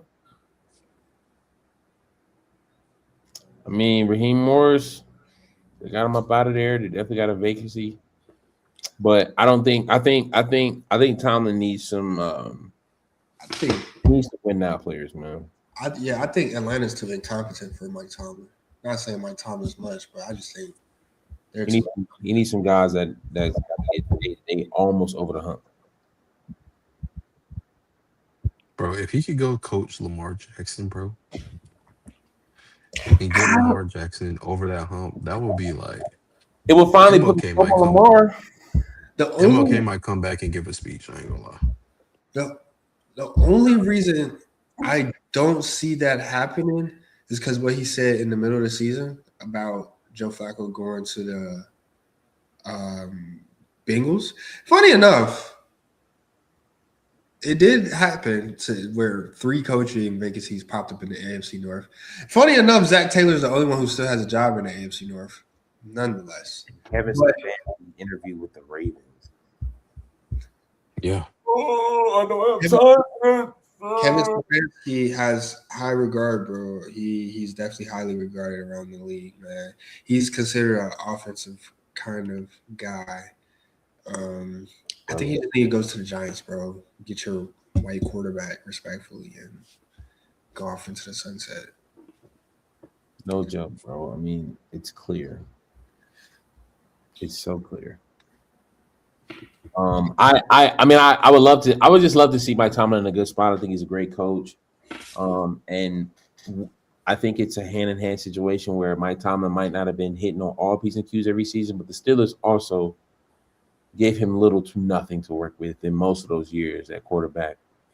Ben Roethlisberger was holding on with a burger. Mason Rudolph a couple years. Kenny Pickett.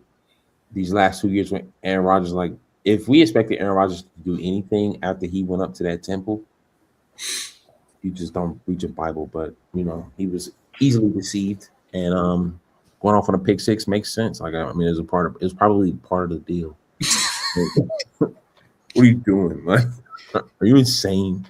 And he got touched last night. He got ifed up.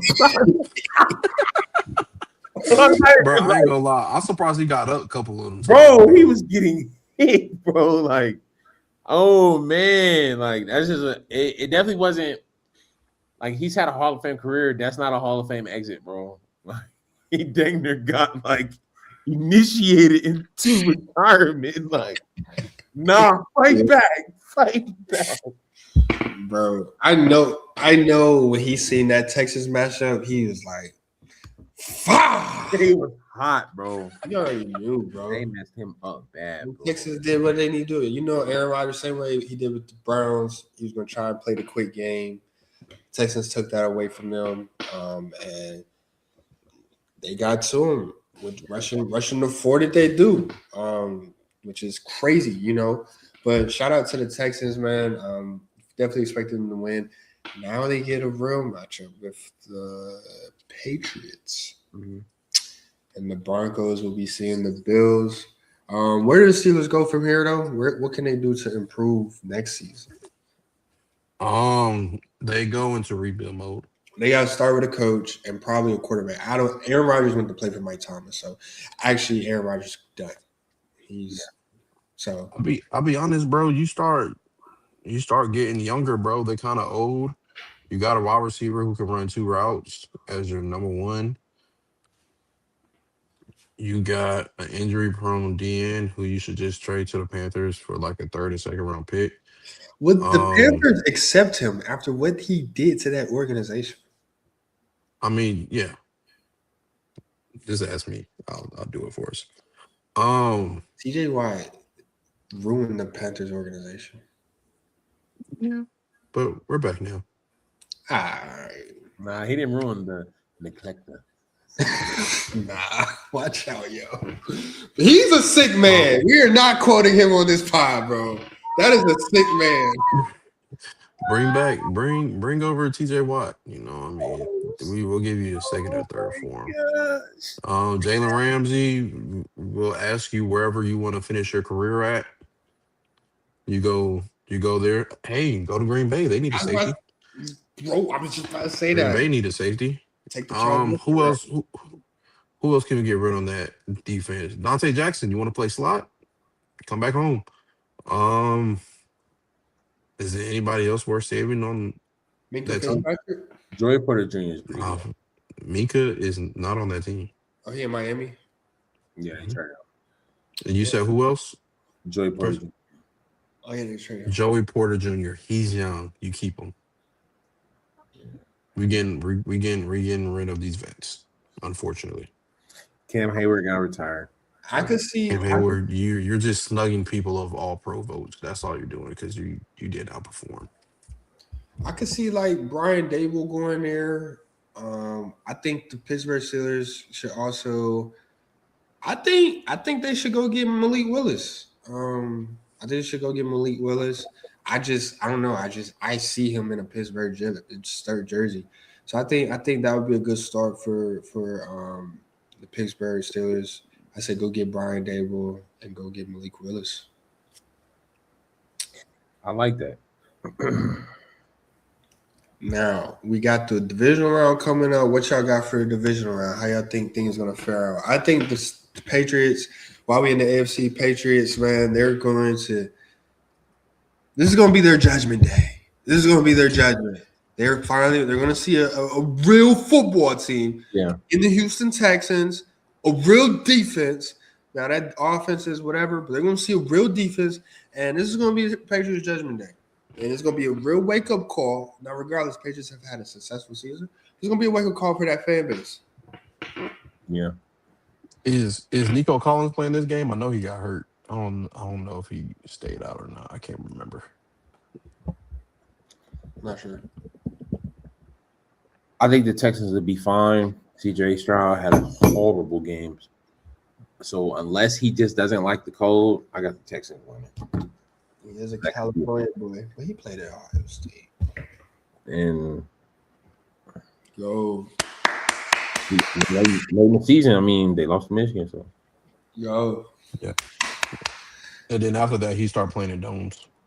So it's like Hurston. Broncos. We get to see the Broncos and Bills. We already got some spicy takes that we expect Josh Allen to win this game. Yeah. I do. Let me see. I think this is where the Bills. why don't we just fill this out now? Let me see. Oh, Let me see something. I'm trying to see. Has Sean Payton? Nonetheless, I think Broncos should win this game. It's gonna be a very ugly game from the Broncos offense as always, but Broncos hosting the game in the Mile High City. I think that defense is going to carry that team. The defense is going to carry the team wherever it has to go. Yeah, it's going to have to. Yeah. But this is a team that has defense that does so well. Like I said, with the Jacksonville Jaguars, I don't know what they do well, to be quite frank. I know the Broncos defense that is top 2, top 3 at worst in the league. And I expect them to give Josh Allen, a hectic day. So I got Broncos, man. You know what I'm saying? This Bills team is not good. Let's not forget. Broncos' last L was Jacksonville. So they lost to the team that the Bills beat. And Jacksonville put up 34 on them. Squared. Definitely, I'm definitely not a fan of the geometry, but arithmetic. But I think Josh A equals B, B equals C. Algebra. It's arithmetic. We're not. No. I got your back, Preston. I remember algebra very clear because they were trying to make me spell in it, and I love math, and that's when I drew the line. Okay, algebra has, okay, and I love numbers, so no, algebra A plus B equals what the shit exactly. Go ahead, Preston. But if I speak.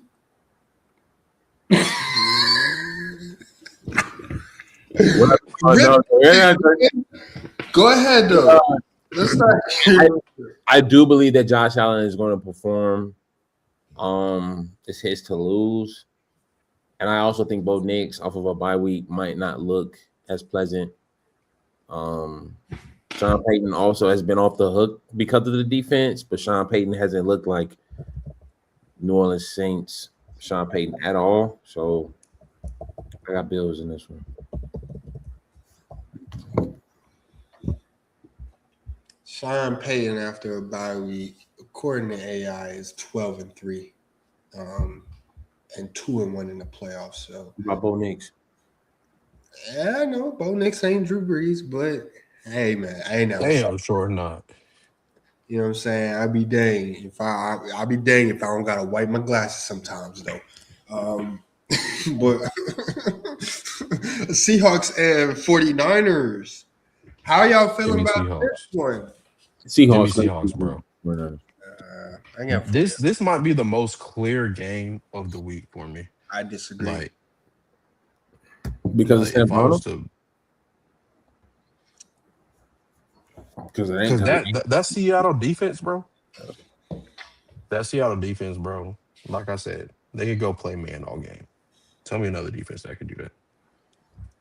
Are you saying that the 49ers just didn't capitalize in the last game? Who you asking me? Yeah, because you disagreed. The Seahawks have always just struggled against the 49ers. They split this year, granted. Cool. They did lose George Kittle, though.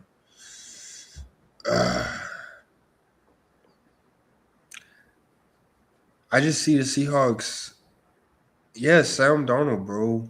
That is a huge factor, obviously, though. On the road, like Sam Darnold is a huge factor. You see him in his playoff game. I mean, these big moments. It's a chance for him to right the ship. Quite frankly, he might be under more pressure than Josh Allen. No, I don't think no. And the reason I tell you no, we've seen Josh Allen play this before, and now you're finally doing it when your daddy's not in the playoffs. Sam Darnold, we see Sam Darnold as a filler quarterback. Josh Allen is a franchise quarterback. Two different things. Nah. It's going to be make or break. I mean, it's going to be make or break of a season for Sam to take that step. Yeah. This is his second playoff game, is it not? Yes. He made it with the Vikings last year. But that's why it's a pivot for Sam Darnold. This this postseason is going to determine like how his career ends. If he goes out there and loses his game, throws the eggs, he's going to be just what you said he is, a filler, bridge quarterback. But if he go out here and perform, possibly get some postseason success this season, he'll shift closer into a franchise quarterback because let's not forget he was the number 1 overall pick. He did have the potential at one point. So this is a huge pivot for him. As for Josh Allen, we've all said that this is the worst team he's ever had, and we're not expecting much out of that team in the postseason. So I think Sam Darnold's pressure is higher than Josh Allen's, if you ask me. But 49ers defense is banged up. It's another reason why he shouldn't not perform. But we don't know. You never know. And then lastly, Rams and Bears. I think this is gonna be a good game. This is gonna be a good game if you ask me. It's a nice matchup for Chicago fans. It's supposed to be cold, LA gonna be all plush. They down in Cali getting that fair weather. How y'all feel about this game? I'll tell you this. It's supposed to be the bottom of the playoffs, though. According to y'all. Whoever has the ball last is going to win. That's this game. Whoever has the ball last. That's what it's going to come down to. Great season. It's not who I trust more. It's whoever played the clock right. I actually don't want to hear what Press has to say. Don't even worry about it. So whichever coach managed time the best in the fourth quarter, so they getting the ball with a minute, 50 seconds left, is who's going to win that game. I think that's fair. That's a good ball. I think that's a good say. I would agree with that. I like the matchup for the Bears, as we discussed earlier. Considering the Rams have shown that they will get stagnant, Bears takes them a long time to ramp it up. I think, how about Ben Johnson? Just don't put yourselves in the hole, early on. Because as we mentioned, Packers was a lot of fourth down conversions they didn't get early on, leading to scores. So, Ben Johnson's still finding his lane. It's his chance to. I think the Bears is in the conference championship though, on some Jalen Daniels Commanders story last year. I'm rooting for the Bears. I remember Matthew Stafford in the Lions jersey, man. Oh my gosh! They both played sloppy before. Both teams played sloppy. Both teams on their P's and Q's. I got Puka Nacua and Devontae just absolutely obliterating our secondary. One thing that also happened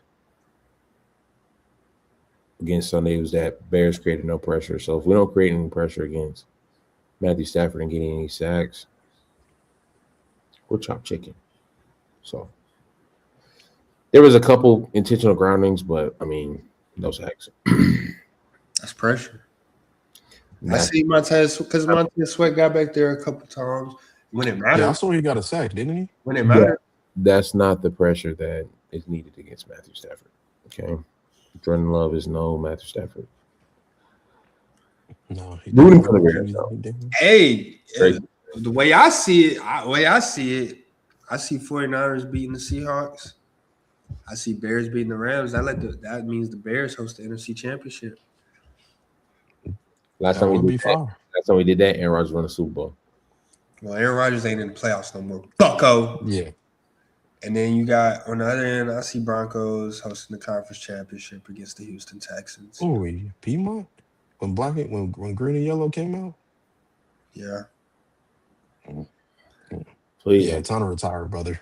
Yeah, Brown. we're about to have our 10-year anniversary of high school. Yeah, time to go. That's all right, man. Go, man. 2026, man. It's been a long time. Boys is Asian out here, man. Yeah. That's good ball, man. We call around on that, man. That's episode 147. You feel me? Let's see the folks on 148. Love.